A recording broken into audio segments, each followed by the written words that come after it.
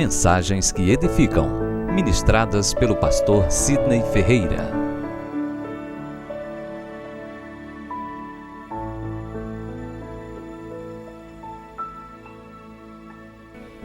Em pé como nós estamos,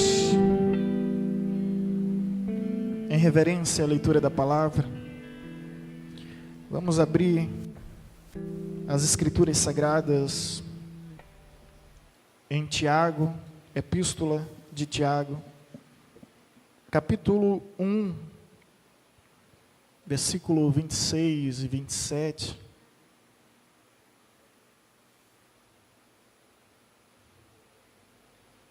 Tiago, capítulo 1, versículo 26 e 27. Esta é a palavra que o Senhor ministrou ao meu coração para poder compartilhar com a igreja. Compete ao pregador buscar da parte de Deus o alimento ideal, essencial e necessário para o povo de Deus.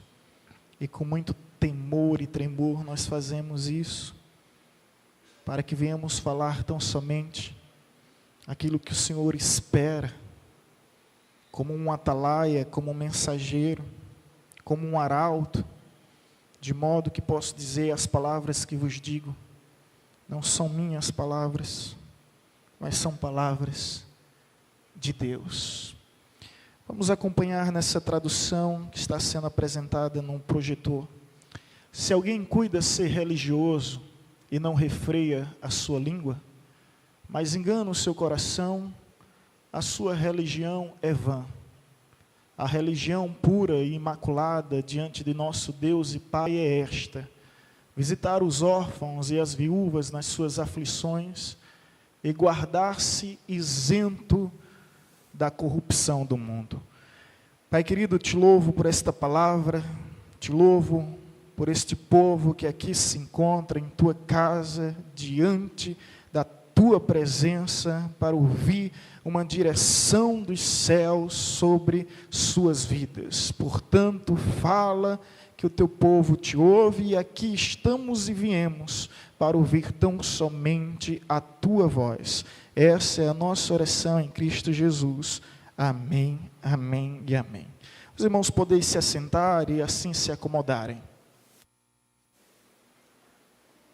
O título dessa mensagem é A Verdadeira Religião. Religião é uma palavra que advém do latim religarium, cujo sentido é religar a criação com um Criador. Existe no mundo mais de 10.000 religiões. A cada dia surge uma, com novas propostas, ideologias, filosofias pragmáticas, as confissões mais variadas de fé que vocês possam imaginar. E em meio a tudo isso, todas elas alegam que possuem o monopólio da salvação. E surge-nos de imediato uma pergunta: qual é a religião verdadeira? Tiago nos apresenta a religião verdadeira em apenas 2 versículos. E ele nos fala que a religião verdadeira é o evangelho puro simples. Como dizia C.S. Lewis, o evangelho é puro simples, basta tão somente crer e obedecer. Essa é a religião verdadeira, o evangelho. Existe uma grande diferença entre religião e evangelho em si. Religião é o homem em busca de Deus, e o homem em busca de Deus excita ira, instiga ódio. Evangelho é Deus em busca do homem, e por meio do evangelho existe a revelação do amor, a expressão da graça, da misericórdia e da compaixão. A verdadeira religião é o evangelho. E devemos viver a essência do evangelho em nossas vidas, na certeza que se nós o amamos é porque ele nos amou primeiro. Se nós o procuramos é porque ele nos procurou primeiro. Se nós o escolhemos é porque ele nos escolheu primeiro. Há quem diga, e esses são os antirreligiosos, que a religião é responsável pelas maiores tragédias e desgraças que ocorreram na história da humanidade. Realmente, a religião provocou muitas guerras, mas é comprovado e confirmado que as maiores guerras que existiram não foram pelos religiosos, mas sim pelos ateus, como Lenin, como Stalin, como Hitler e como tantos outros ditadores que mataram milhares e milhares de pessoas como um genocídio terrível. Então, para aqueles que são antirreligiosos, dizendo que a religião incita ódio, não. Na realidade, existem homens bons, homens maus em todos os setores da sociedade, judiciário, executivo, legislativo e, infelizmente, religioso. É revoltante, lamentável, mas há. Mas a grande verdade aqui que nós devemos saber é que religião pode fazer o bem ao homem. Homens como Gandhi, como Dalai Lama, homens como o próprio Buda, fizeram grande diferença no contexto em que viveram, na geração em que existiram, deixaram legados. Mas a grande diferença entre a religião deles e o evangelho é simples. É que a religião pode transformar um homem mau em um homem bom. Mas somente o evangelho pode transformar um homem morto em um homem vivo. Porque nós estamos mortos, todos, independente do credo, da confissão, da crença, da cultura, da classe social, do poder aquisitivo. Todos estamos mortos espiritualmente em nossos delitos e pecados. E o evangelho, através de Cristo Jesus, nos faz ressurgir para uma nova vida e uma vida com Deus. Por essa razão eu venho hoje aqui falar sobre a verdadeira religião, o evangelho. Agora, deixando muito bem claro, o evangelho do nosso Senhor Jesus Cristo. Não é o evangelho segundo Allan Kardec. Não é o evangelho segundo Joseph Smith. Não é o evangelho segundo Charles Taze Russell. Não é o evangelho segundo Ellen Goldwhite. Nem o evangelho segundo Edir Macedo. É o evangelho segundo Jesus Cristo. Essa é a verdadeira religião e é a religião que nós devemos realmente viver. E eu também não venho aqui fazer comparações entre religiões. Sabe por quê? Porque tudo é muito simples. Jesus não é maior do que Maomé, nem melhor do que Buda. Jesus é único, incomparável, não dá para compará-lo com mais ninguém. Ele é único, acima de tudo e acima de todos. Se quiserem fazer comparações, que façam, uns com os outros, mas não coloque Jesus nesse ranking, porque Jesus é simplesmente comparável. Houve uma reunião com a proposta de unificar todas as religiões do mundo através do ecumenismo. E nessa religião estava representante de todas as grandes religiões do mundo. E todos eles aceitaram, mas quando chegou o momento de um cristão falar, ele disse: me apresente um líder que nasceu de uma virgem sendo concebido pelo Espírito Santo, que andou sobre as águas, que ressuscitou os mortos, que morreu numa cruz, ressurgiu ao terceiro dia e foi levado aos céus diante de 500 testemunhas. Me mostre um líder como esse e aí sim eu aceitarei um acordo. Todos ficaram em silêncio, encalado, porque reconheceram que Jesus é incomparável. Quando eu falo e me refiro à religião verdadeira, obviamente eu estou falando ao Evangelho de Cristo Jesus. Ao Evangelho que é esse legado que Ele deixou para nós. De modo que nós nos tornamos sim exclusivistas, ao ponto de que não acreditamos que haja salvação fora do Evangelho.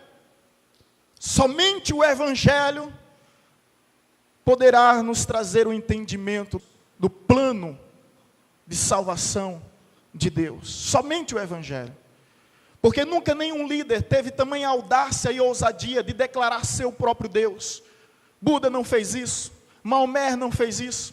Nunca ninguém fez isso. E C.S. Lewis, já citei aqui, um pensador, até escritor das Crônicas de Nárnia, não sei se você já leu o filme, ou melhor, já leu o livro ou assistiu o filme. Ele vai com muita sabedoria no mundo acadêmico da sua época, ele disse: escolham, Jesus é louco, mentiroso ou verdadeiro? Que lógica há nisso? Ele olha para os acadêmicos e disse: vocês precisam fazer uma escolha, Jesus é louco, mentiroso ou verdadeiro? Só que os budistas não acreditam que Jesus era louco. Eles acreditam que Jesus é um espírito sublimado, que conseguiu alcançar o nirvana e conseguiu evoluir. Os muçulmanos não acreditam que Jesus é mentiroso, porque eles creem que Jesus foi um profeta que antecedeu Maomé. Então, se Jesus não é louco, e se não é mentiroso, ele é verdadeiro. E se ele é verdadeiro, vamos acreditar no que ele disse. E o que ele disse em João capítulo 10, versículo 30 foi: eu e o Pai somos um. Ele declarou ser Deus. Nunca nenhum líder declarou ser Deus, ser a essência de Deus. Somente Cristo Jesus. Por isso sim, nós nos tornamos exclusivistas em relação ao Evangelho. Porque o próprio Jesus nos diz em João 14,6, eu sou o caminho, a verdade e a vida.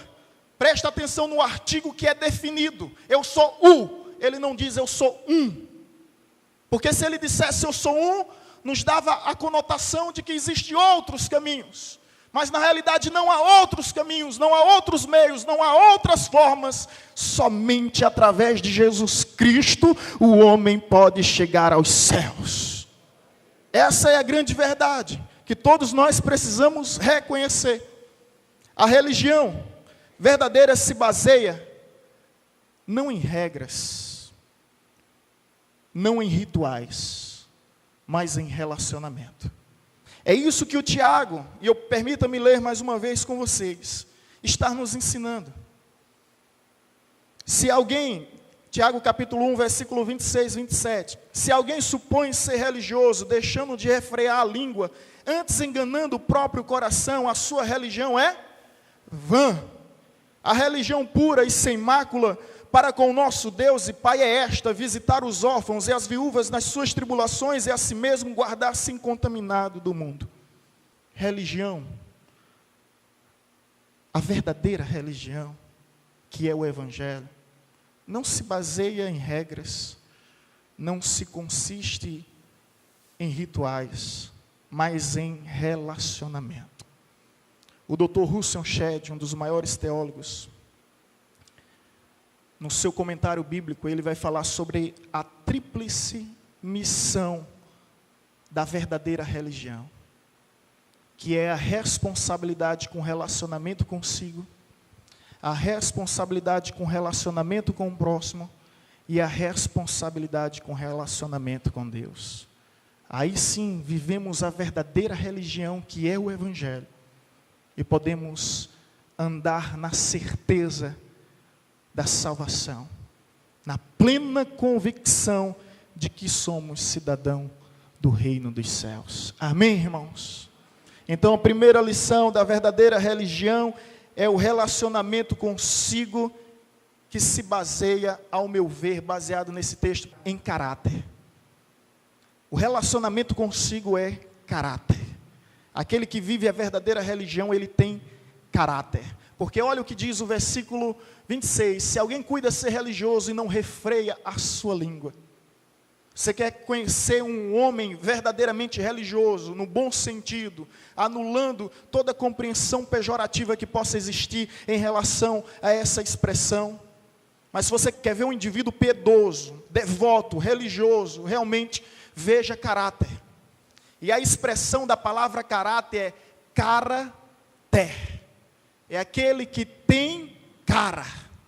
Quando uma pessoa tem cara, é porque ela não usa máscara, ela não usa fantasia, ela não usa maquiagem, ela não se esconde, ela mostra a cara, ela revela a sua cara. Então aquele indivíduo tem cara. Isso, ter cara, significa caráter. Então, aquele que vive a verdadeira religião, antes de tudo, ele tem um compromisso consigo mesmo de caráter. Amém, amados? E quem tem caráter não denigre. Quem tem caráter não defrauda. Quem tem caráter não distorce. Quem tem caráter não deturpa. Quem tem caráter é coerente com aquilo que crê. De modo que existe uma frase que diz o seguinte: quando você fala mal de alguém, você revela o seu caráter. Você expõe mais o seu caráter do que a pessoa da qual você está falando. Vocês já ouviram essa frase? E isso é verdade. Cuidado com aqueles que vêm até a ti falar de outros, porque eles sairão também de ti para falar de ti para os outros. Isso é uma questão de caráter. Aquele que tem caráter, ele simplesmente silencia, ele não vai compactuar com isso, até mesmo porque está escrito em Provérbios 19, versículo 5, a falsa testemunha não ficará impune. Falsa testemunha não é somente aquela que profere calúnias, fofoca, mentiras, mas aquele que ouve de uma forma passiva, maleável, omite os fatos, não tem caráter. A Bíblia diz que o perverso, ele semeia contenda e cita ódio e separa os melhores amigos. Não posso acreditar, irmãos, nenhuma pessoa que se diz religiosa, mas da mesma boca, ela fala bênçãos e profere maldições. Não posso acreditar nenhuma pessoa que se diz religiosa, e fala o bem e fala o mal. De modo que a Bíblia nos diz que não pode uma fonte jorrar água doce e águas amargas. É contraditório. Portanto, precisamos viver a verdadeira religião tendo compromisso conosco. E o compromisso que devemos ter é de caráter. Porque quando você defrauda, denigre, difama, calunia, você está expondo o seu caráter. E olha, ninguém mais é bobo hoje não. Ninguém é mais bobo hoje não. Diante de fofoca não importa o que fala, mas sim quem fala. Ninguém é mais bobo. Hoje as pessoas conseguem entender o veneno que há na língua. Conseguem entender a arapuca que existe, a armadilha que existe nas palavras. De modo que você pode falar de quem quiser, para quem quiser. Você apenas vai revelar sua própria natureza. Porque quem fala de amargura é porque é amargurado. Quem fala de contenda é porque é contencioso. Quem fala de maldade é porque é maldoso. Porque a Bíblia diz que a boca fala do que o coração está cheio. Amém? A boca fala do que o coração está cheio. Então se o meu coração está cheio de amor, eu só vou falar amor. Se o meu coração está cheio de alegria, de paz, eu só vou falar de alegria e de paz. Até mesmo na cruz sendo injustiçado, sendo exposto ao ridículo, juntamente com os malfeitores, Jesus falou de amor, Jesus falou de perdão, Jesus falou de paz. Por quê? Porque é isso que ele tinha, era a sua natureza, era a sua essência. De modo que não vos enganeis.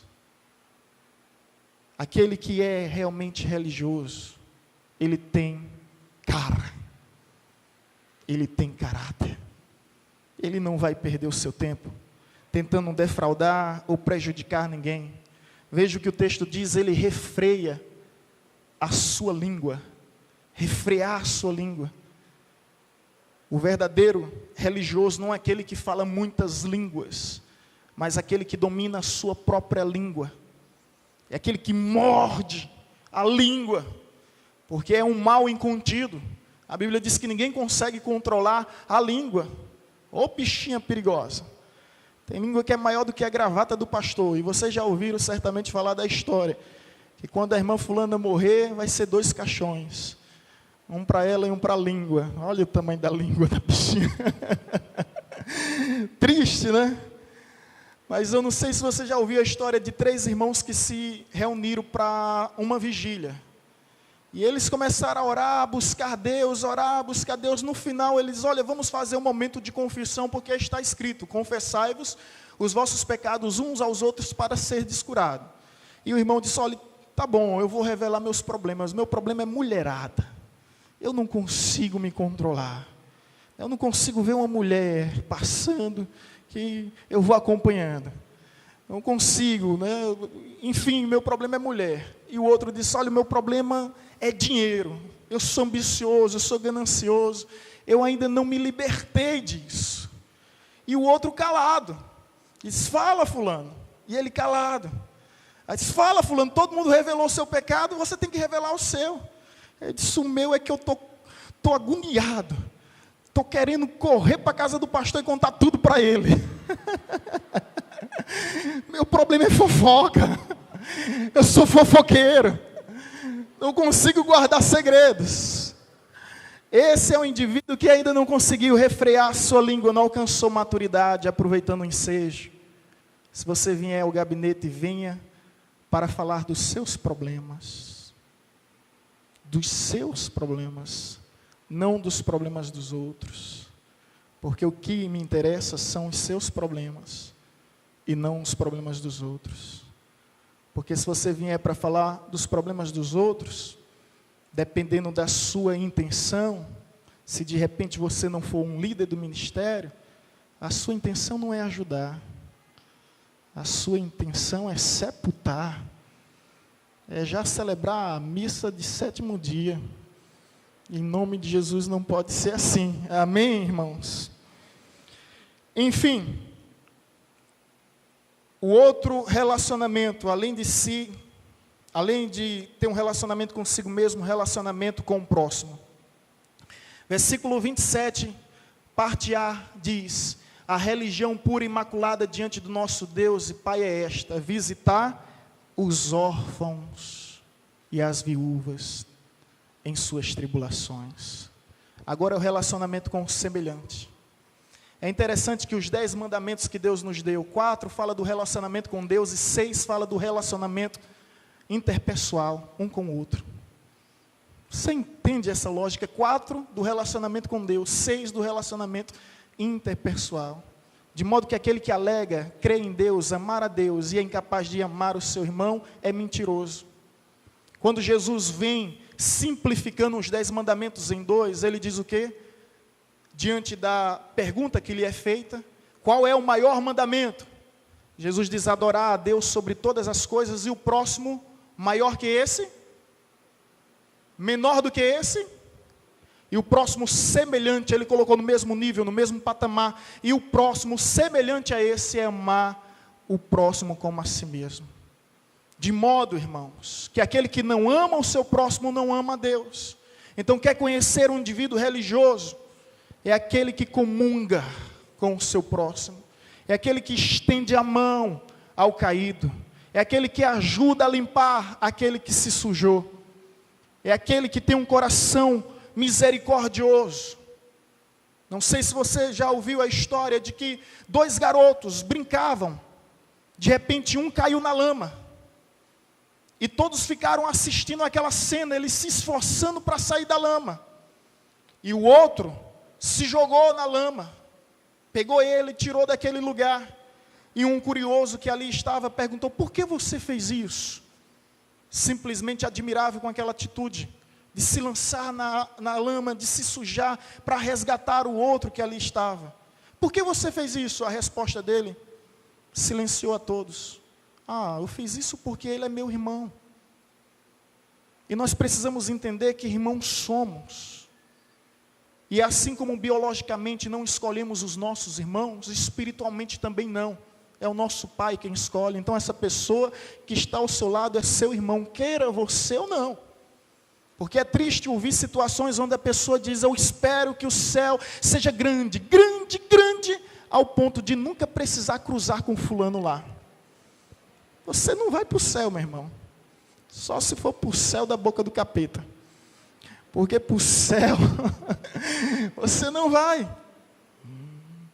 Não há casos assim? É triste.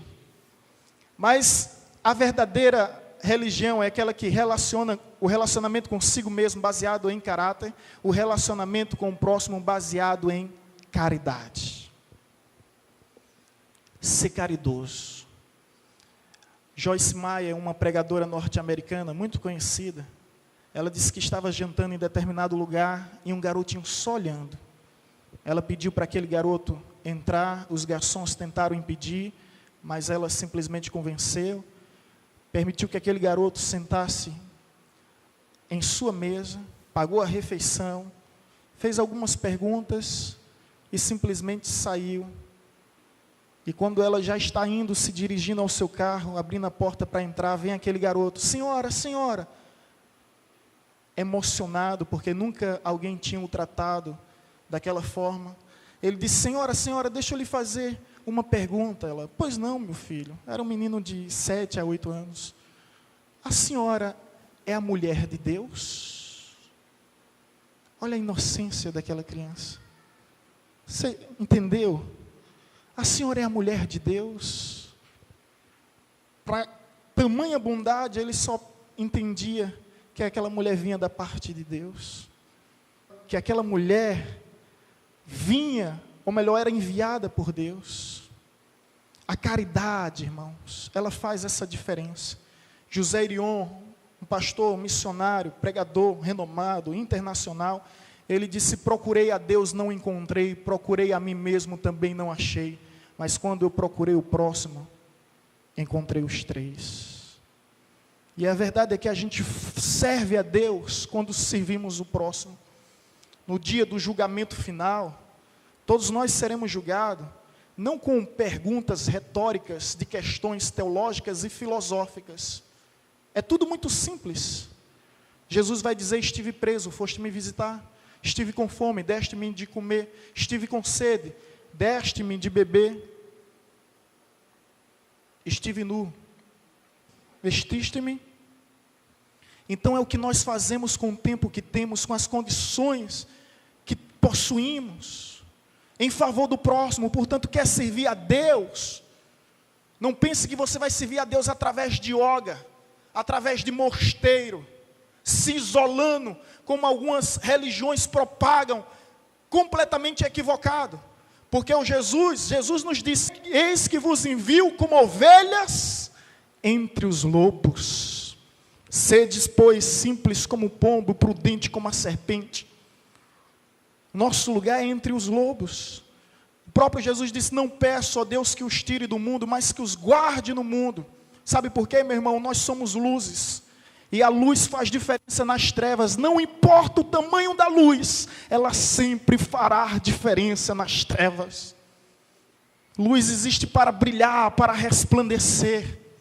Portanto, brilhe aonde Deus te colocou. Certa ocasião, uma pessoa me procurou: pastor, ore por mim, e peça a Deus para me tirar do lugar, do departamento que Ele me colocou. É uma policial. Disse: lá é muita contenda, é muita facção. E eu disse: vem cá, irmão, vamos orar agora. Senhor, abençoa a tua serva nesse setor. Não tira ela de lá, mas faz com que ela resplandeça a tua glória naquele lugar. Depois ela entendeu: ah, pastor, eu agora compreendo. Deus me colocou lá para fazer a diferença. Para fazer a diferença, para ser luz em meio às trevas. Porque se vivermos fugindo das trevas, meu irmão, o mal só tende a triunfar. Sabemos que o mal talvez nunca acabe, pelo menos nesse século, nesse mundo, nessa vida. Mas continue o mal fazendo o mal, desde que o bem não se acovarde de fazer o bem. Desde que não venhamos cruzar os nossos braços. Caridade é o que o texto nos diz que devemos ter um para com o outro. Eu vou contar uma história que é triste, mas eu quero ser realista com o irmão. E é apenas uma ilustração. Mas, como toda ilustração, há um teor verdadeiro. Conta-se que um mendigo pedinte, passando fome mesmo, ele chegou a uma conclusão de que iria a determinado bairro, porque lá tinha 3 casas conjugadas. A casa de um católico, a casa de um espírita e a casa de um evangélico. Ele disse, pensou consigo mesmo: pelo menos hoje eu não morro de fome. De manhã eu peço um pão ao espírita, à tarde eu peço um pão ao católico, e à noite eu peço pão ao evangélico. Assim pensou e assim fez.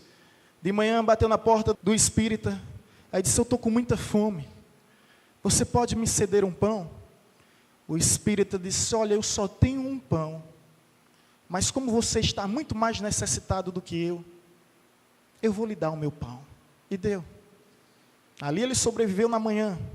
Chegou à tarde, foi para a casa do católico, bateu na porta, toque, toque, toque. O católico abre a porta, ele disse: olha, eu estou com muita fome. Você pode me dar um pão? O católico pega o pão e diz, olha, eu só tenho esse pão, mas vamos fazer o seguinte, a metade é minha, e a outra metade é sua. Chegou a noite, foi na casa do evangélico, bateu lá, toque, toque, toque. O evangélico abriu, pois não. Ele disse bem assim, olha, eu estou com muito fome, você pode me dar um pão? Disse, olha, eu só estou com um pão, e esse pão é meu.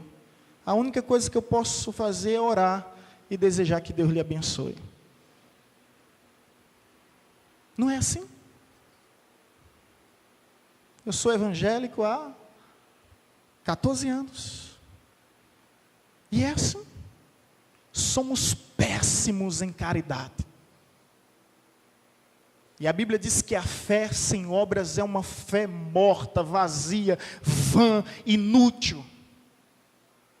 Eu não quero me prolongar, mas poderia perguntar quantas casas de caridades no nosso contexto a igreja evangélica tem criado?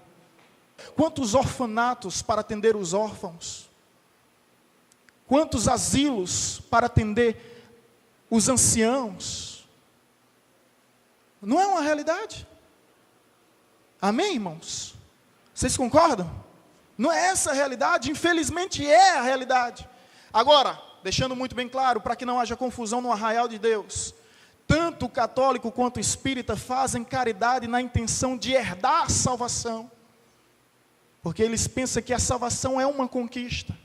Já nós sabemos que a salvação é gratuita, e fazemos a caridade por sermos salvos, mas esquecemos de uma verdade que está escrita em Efésios 2, do versículo 8 em diante, diz, pela graça sois salvos mediante a fé, isso não vem de vós, é dom de Deus, não de obras para que ninguém se glorie, mas vós foram feitos, feituras de Deus, para boas obras. Nós fomos criados para as boas obras, não obteremos salvação pelas boas obras, mas fomos criados para vivê-las, para exercê-las, e isso confirma a nossa salvação. Revela que se de fato somos ou não somos salvos. Mas infelizmente essa é a realidade. Somos péssimos em caridades. Péssimos em caridades. E a Bíblia diz que a verdadeira religião é visitar os órfãos e as viúvas. Por que órfão e viúva? Só se restringe a órfão e viúva? Não, está falando de pessoas carentes, pessoas necessitadas. Pessoas que precisam de carinho, de afeto. Que em nome de Jesus, essa história venha mudar a partir de hoje. Deixando bem claro que a igreja evangelizadora faz visitas constantes aos asilos de Paulo Afonso, aos orfanatos de Paulo Afonso. Somos também convidados para levar palavra, mas a realidade é que poderíamos fazer muito mais, e quando nós procuramos essas casas, que beneficia a população, reconhecemos que a maioria é de origem católica ou de origem espírita. Não sei se vocês assistiram no Fantástico, um programa que parece que durou uns 7 domingos, mostrando a igreja evangélica fazendo a diferença, igreja batista, metodista, presbiteriana, abrindo orfanatos, abrindo asilos, e ajudando as pessoas carentes. E eu oro para que Paulo Afonso também isso possa acontecer, e oro mais, para que nós venhamos ser o agente desse milagre, que venhamos ser instrumento de Deus para mudar essa realidade. Terceiro tipo de relacionamento, agora relacionamento com Deus que se baseia em compromisso, e assim diz o texto, se você está com a Bíblia aberta, no versículo 27, e a si mesmo guarda-se incontaminado do mundo. O relacionamento com Deus é compromisso com Deus. A pessoa que tem compromisso com Cristo, ela não tem dúvida a quem quer servir. Perguntaram a um cantor famoso que deixou tudo para trás: você é louco? Você vai deixar o sonho da sua vida, aquilo que você mais ama, por causa da igreja? Essa pessoa respondeu: quando a gente tem um encontro com Cristo, Ele passa a ser a pessoa que nós mais amamos. A nossa prioridade é completamente invertida. E hoje eu vivo para a honra e para a glória de Cristo Jesus. Deixou todo o glamour, toda a fama, todo o sucesso, todas as riquezas para trás. Coisas que as pessoas não conseguem entender, compromisso com Deus. Vocês já perceberam que evangélico hoje é moda? Já perceberam? Eu lembro que em 2005, na Marcha para Jesus, lá em Recife, na Boa Viagem, estava lá a irmã Gretchen, fazendo uma oração no trio elétrico. Eu digo isso porque sou testemunha ocular e auricular, e falo em qualquer lugar, diante de quem quer que seja. Quando chega no final da avenida, está um outdoor enorme, Gretchen, grávida e nua, como você nunca viu. Testemunho. Cadê o compromisso com Deus? Testemunho. Poderíamos citar tantos outros casos de pessoas que procuram uma religião conveniente, que procuram uma religião cômoda e estão fazendo do cristianismo esse tipo de religião. Não sei se já aconteceu contigo de evangelizar alguém e essa pessoa falar: ah, mas minha religião é light, minha religião permite ir para a festa, permite beber, desde que seja moderado. Você vê que a pessoa não quer o encontro com Deus, ela quer o encontro com a religião, por desencargo de consciência. Ah, eu vou nos cultos dia do domingo, na missa no dia de domingo. Entra na igreja, mas a igreja não entra nela. Entra no evangelho, mas não deixa o evangelho penetrar em sua alma. Essa é a realidade. E estão fazendo a mesma coisa com o evangelho, ou melhor, os evangélicos estão fazendo a mesma coisa, procurando uma religião cômoda, uma religião light, uma religião que só apresente pétalas, que não haja espinho. Essa é a triste realidade em nosso tempo, irmãos. O pessoal estão procurando religiões convenientes, não querem mais ter compromisso com Jesus, porque a pessoa, quando tem compromisso para Jesus, ela renuncia à sua vida, ela renuncia a tudo que possa lhe afastar do caminho, ela coloca a mão no arado e não olha mais para trás.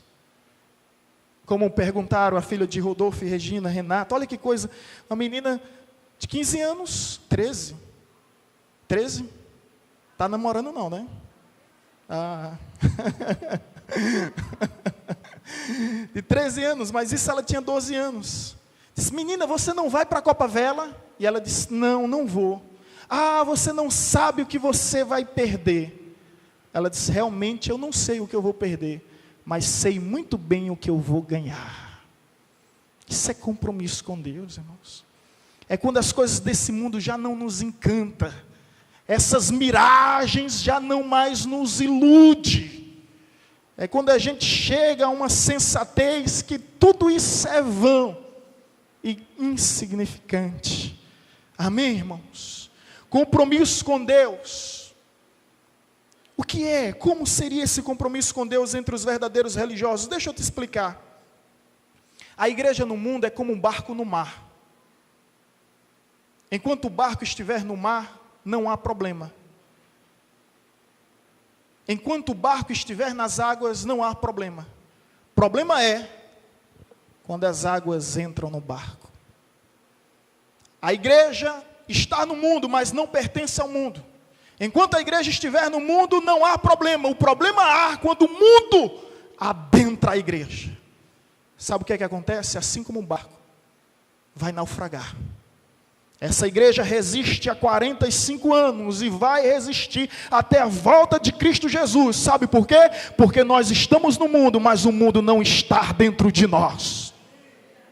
Estamos nesse mundo provisoriamente, mas sabemos que temos endereço fixo, que é os céus dos céus. Quando o arrebatamento chegar, se alguém quiser um contrato de ficar, quiser morar aqui, pode. Se algum testemunho de Jeová quiser ficar aqui na evangelizadora, morar, pode ficar à vontade. Nós não estaremos mais aqui, nem aqui mais voltaremos. Estaremos na presença eterna de Deus.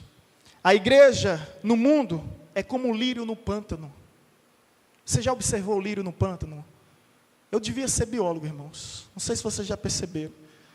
Eu aprecio demais a natureza. Eu fico, às vezes, naqueles programas, assistindo horas e horas, tudo aquilo, e me encantando diante da criação de Deus. Você já viu um lírio no pântano? Na sujeira, na podridão, na imundície. Mas, apesar de tudo, o lírio não perde a sua beleza, não perde o odor da sua fragrância, e não perde a brancura das suas pétalas. Está na sujeira, na imundície, na podridão, mas continua belo, continua exalando aromas, e continua completamente branco. Assim é a minha vida e a tua vida, como igreja nesse mundo. Nós estamos em meio a sujeiras e imundícies, mas elas não nos contaminam. Nós somos a beleza, a igreja é a beleza que há nesse mundo, como sociólogos e antropólogos não cristãos chegaram a uma conclusão que a igreja evangélica é o reduto moral da sociedade, porque é o único meio em que os traficantes permitam que um ex-traficante possa sobreviver. Se ele chegar lá, olha, mudei de vida, vou fazer esse segmento, vou seguir essa estilo de vida, eles no outro dia morrem. Mas quando ele diz, olha, me tornei cristão, sou evangélico, é a exceção. Por isso chegaram a uma conclusão que a igreja é reduto, padrão, moral, de dignidade, de honestidade. Não sei até quando isso, viu, irmãos? Porque no início da década de 90, Russell Shedd disse, haverá tempo que os evangélicos terão vergonhas de se declararem como evangélicos, desde que nunca se envergonhem de declarar como cristão. Mas diante das barbáries que nós estamos vendo através da mídia televisiva, não estamos muito longe.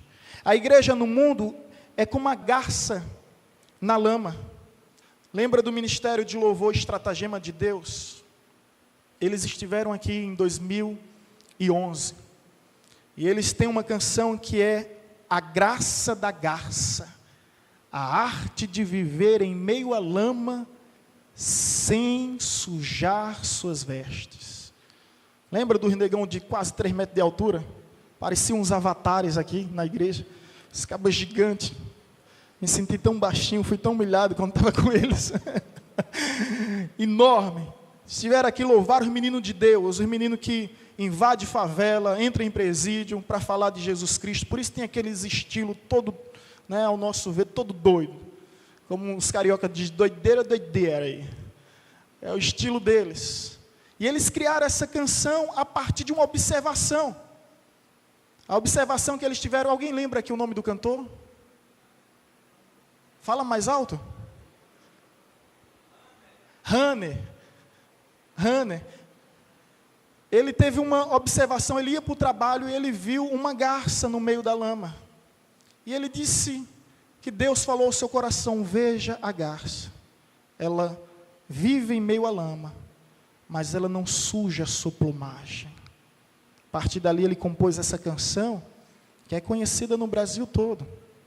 É o carro-chefe do ministério dele. E Deus tem abençoado muito.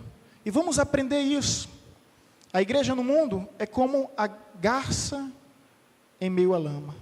Estamos em meio à lama, andamos no meio da lama, vivemos em meio à lama, mas não sujamos a nossa plumagem, porque a nossa plumagem é sagrada. A Bíblia nos diz, em Eclesiastes capítulo 9, versículo 8, sejam sempre alvas as tuas vestes, e jamais falte o azeite sobre a vossa face.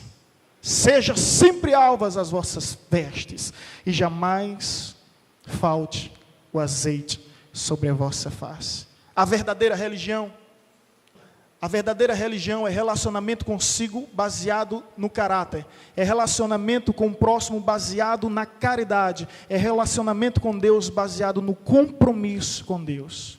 Nesse sentido, eu quero ser religioso, quero viver a religião pura, a religião sem mácula. Certa feita, John Wesley, um dos maiores pregadores que esse mundo já conheceu. Eu já citei essa história aqui na igreja em trechos, eu vou citar ela agora completa. John Wesley teve um sonho, e nesse sonho, o anjo do Senhor aparecia e o teletransportava para o inferno. Ele chegou ao inferno, se assustou com tamanho horror, e logo fez uma pergunta, começou a fazer um interrogatório a Satanás. Ele perguntou: tem católico aqui? Aí Satanás: tem. John Wesley responde: eu sabia. Tem espírita aqui? Também. Ah, eu também sabia. Tem budista? Tem muçulmano? Tem. E ele: não sabia, eu sabia, está vendo? Parece até ficar feliz diante daquela situação. Depois ele pergunta: tem protestantes aqui? Satanás diz: de todas as denominações. Aí ele começa a se assustar. Meu Deus do céu. Pede um anjo para tirar ele de lá. E o anjo agora o teletransporta para os céus. E ele, confuso, chega no céu nervoso. E pergunta ao anjo que lá estava: olha, tem católico aqui? Não. Tem espírita, muçulmano, budista? Não. Tem protestante aqui? Não. O quê? Não tem batista? Não. Não tem assembleano? Também não. Não tem metodista? Anglicano? Não. Não tem congregacional? Não. E ele começa a ficar nervoso, inquieto com isso. Afinal de contas, então, quem é que está no céu? E o anjo responde: todos aqueles que confessaram Jesus Cristo como o único Senhor e suficiente Salvador de suas vidas. O céu não é monopólio de religião. O céu não é terreno de denominação. O céu não pertence a esses rótulos denominacionais. O céu pertence a Cristo Jesus, e só irão para os céus aqueles que tiveram encontro com Deus. De modo que eu estou aqui como pastor batista para dizer essa verdade, que não só os batistas, gostaram? Não só os batistas irão para os céus. Na verdade, para ser mais franco e sincero, podemos até ter o nosso nome no rol de membro e não termos o nosso nome no livro da vida. O fato de ser batista, presbiteriano, assembleano, não significa que nós iremos para os céus. O fato de ser cristão, viver a verdadeira religião, isso sim. Lembro-me das palavras do pastor Eloy, o pai da nossa irmã Gisélia, diaconisa dessa igreja. Ele foi um dos fundadores dessa igreja. Eu fui visitar certa ocasião e ele disse bem assim: pastor Sidney, deixa eu lhe dizer uma verdade que eu não aprendi no seminário com teologia. Ele disse: olha, o céu é um lugar que haverá muitas surpresas. E eu: como assim, pastor Eloy? Ele disse bem assim: muitas pessoas que nós pensávamos que ia estar no céu, não vai estar. E muitas pessoas que nós pensávamos que não estaria, vai estar. Eu fiquei refletindo algum tempo sobre isso, e imaginei até o ministério de Cristo Jesus, porque aquele ladrão que está ao seu lado, para todos, ele iria para o inferno, mas ele foi o primeiro a entrar nos céus. E Anás e Caifás, que era tão reverenciado pelos segmentos religiosos da sua época, foi para o inferno. Assim como Judas, o apóstolo de Cristo Jesus, foi fazer aliança com o capeta, o resultado foi o inferno. A realidade é que haverá muitas surpresas, mas uma surpresa que não haverá nos céus é alguém que não tenha tido o encontro com Cristo Jesus.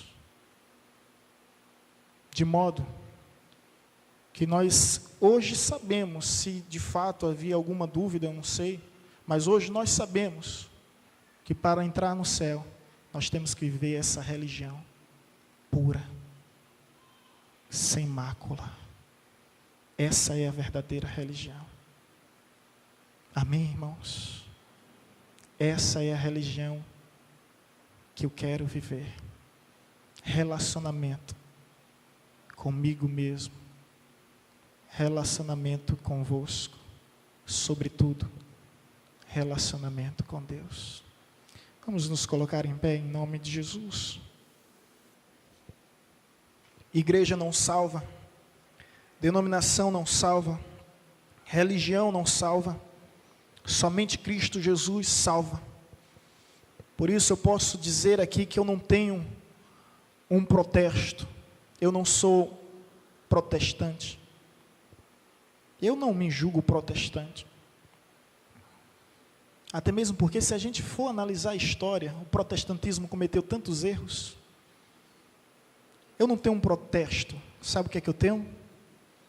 Uma proposta de vida, uma proposta de paz, uma proposta de esperança. Essa proposta é o Evangelho de Cristo Jesus. O Evangelho do qual o próprio Senhor desse Evangelho disse: vinde a mim, todos os que estáis cansados, sobrecarregados, eu vos aliviarei. Aprendei de mim, porque o meu jugo é suave, o meu fardo é leve. O jugo e o fardo das religiões são pesados, exaustivos demais, mas o fardo e o jugo de Jesus é suave. A gente sente,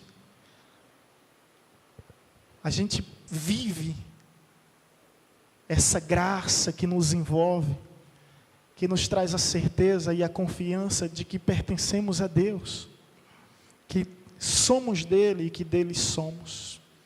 E a minha oração é essa, que você, nessa noite, nesse lugar, possa aceitar essa proposta. E a partir desse dia, viver essa verdadeira religião.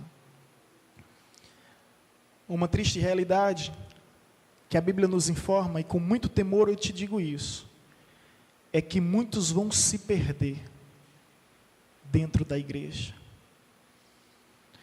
Muitos que estão no caminho certo, mas vivem na direção errada, ao ponto que Jesus, certa ocasião, disse que haverá uma procissão de pessoas que dirão: eu profetizei em teu nome, eu curei em teu nome, falei línguas estranhas em teu nome, expulsei demônios em teu nome. É uma procissão que vem das igrejas, não vem das boates, dos carnavais, dos forrós, dos prostíbulos, dos bares. Essa turma vem da igreja. E Jesus vai olhar para esses que vêm da igreja e vai dizer: apartai-vos de mim, porque eu nunca vos conheci. Nunca vos conheci. Fizeram o que fizeram, por si e para si, e nunca por Deus e para Deus. Olha a responsabilidade que há sobre nós, irmãos. Portanto, eu espero que você reflita na certeza de que você tem que viver a verdadeira religião, pura e sem mácula, que é o Evangelho, para que você possa herdar a vida eterna. Senão, você pode ser um crente de décadas e décadas dentro da igreja e não ter seu nome escrito no livro da vida.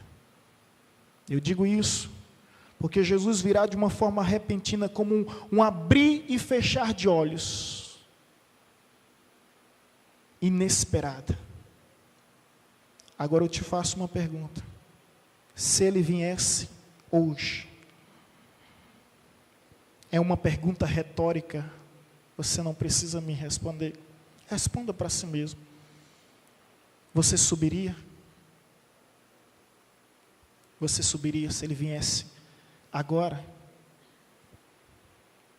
ao nosso encontro? Você tem vivido essa religião? Você subiria? Ou você não tem certeza da sua salvação? Seja qual for a sua resposta, eu quero te dizer somente o que Martinho Lutero disse: viverei como se Cristo tivesse morrido ontem, tivesse ressuscitado hoje e estivesse voltando amanhã. É assim que o verdadeiro cristão deve viver, na certeza que ele voltará a qualquer hora, a qualquer momento. O que importa é que venhamos estar preparados para isso. Precisamos ter um encontro com o Evangelho de Cristo Jesus. Amém, amados? Meus queridos, o apelo hoje é diferente. O apelo hoje é para os crentes. E o meu apelo é: deixe de ser crente, pelo amor de Deus, e torne-se cristão. Porque crente até o capeta é. A Bíblia diz que o capeta crê tanto em Deus que se estremece. A minha oração e a direção do apelo é para crente, para os crentes que aqui estão, para que sejam de fato cristãos, para que não pense que a tua denominação, que a tua igreja vai te salvar. Não, não pode.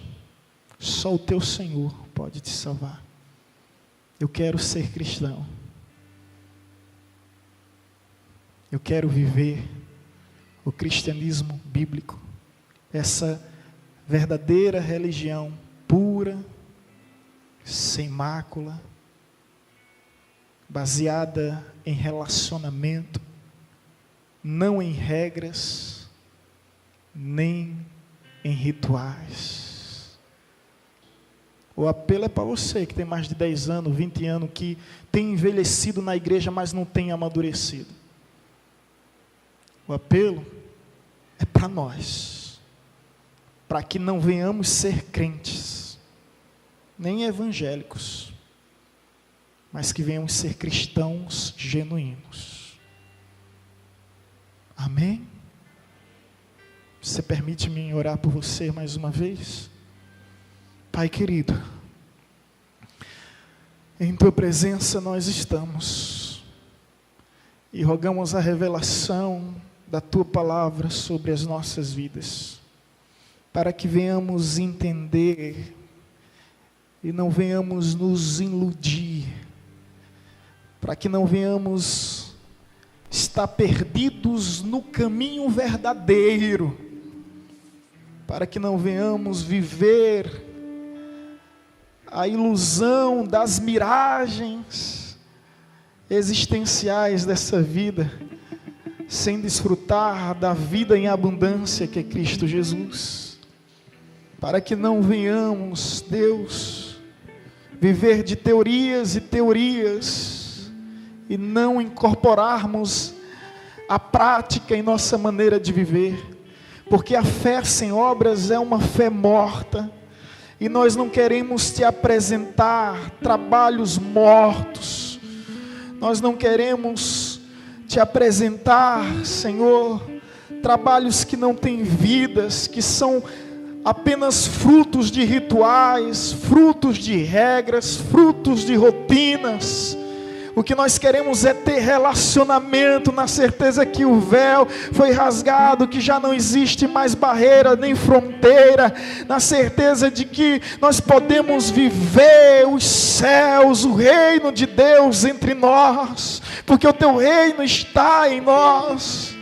Sim, Senhor, é essa nossa oração. Portanto, converte os nossos corações, para que ninguém seja confundido, para que ninguém seja enganado, para que venhamos viver a essência do Evangelho genuíno, verdadeiro, simples e puro, sem mácula.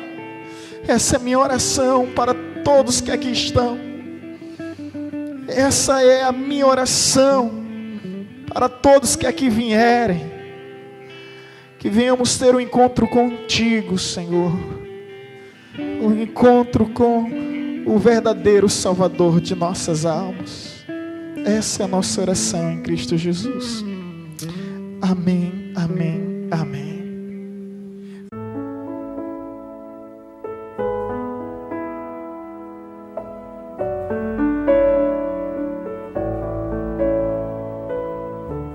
Você acabou de ouvir uma mensagem ministrada pelo pastor Sidney Ferreira, da Igreja Batista Evangelizadora.